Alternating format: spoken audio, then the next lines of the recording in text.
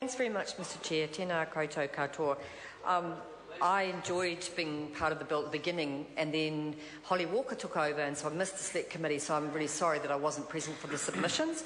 But now I'm back because Holly she can't decide whether she should have the baby now or wait for us to win the America's Cup, but she seems to be in a state of limbo along with the rest of the country. So I'm now back onto this bill, and the Green Party is opposing it, not because we're against review, and I think possibly it was high time there was a review of the Arts Council, but because we also have reservations about the nature of the streamlining and the logic behind that streamlining.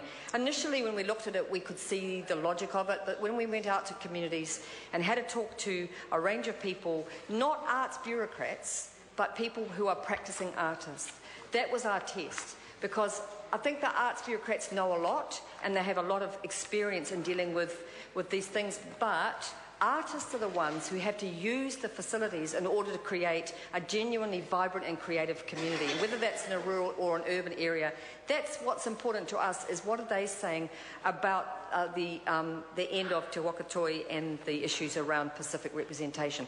So we thought long and hard about this. We wanted to be able to support the bill, but when we had that feedback and listened to what people were saying, we were unable to do so. Because if you look at both Te Wakatoi and the Pacific, is representation, and this is an old question that is not often resolved in any country and goes back and forth, does one group better represent the marginalised majority if they're at the table, or is it better for them to have a separate identity and a separate ability to lobby and to have their own money and to stand their own ground? And that's not a simple issue, and there is debates both ways. But in the end, the artists from Te Wakatoi and Pacifica communities said to us, we still want to have that distinctive and unique identity of practice, which Grant Robertson just described as a quote from the Human Rights Commission.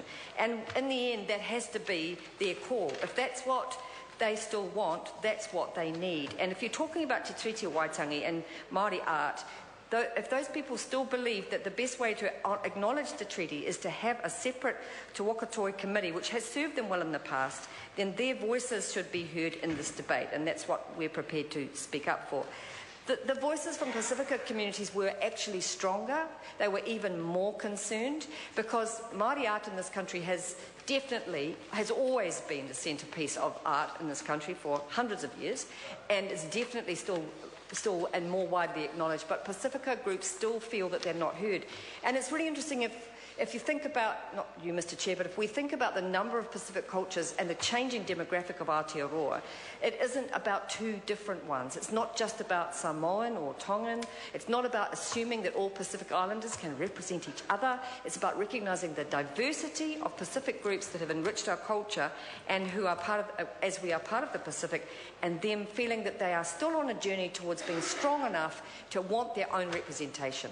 And if that's going to strengthen their position, that's what they want, I think we should recognise that. I think that's an important part of it. So we're also concerned about community arts development and the regional arts issues that were touched on by Grant Robertson, and we don't think that it's... That's on part two, we're on part one. Thank you very much, Mr Chair. In terms of part one, we are very concerned that 10 and 11 don't solve the problem that this bill is purported to solve. It's been set up to make sure that we have a better system, but we're not convinced that those two committees being dissolved will make for a better system.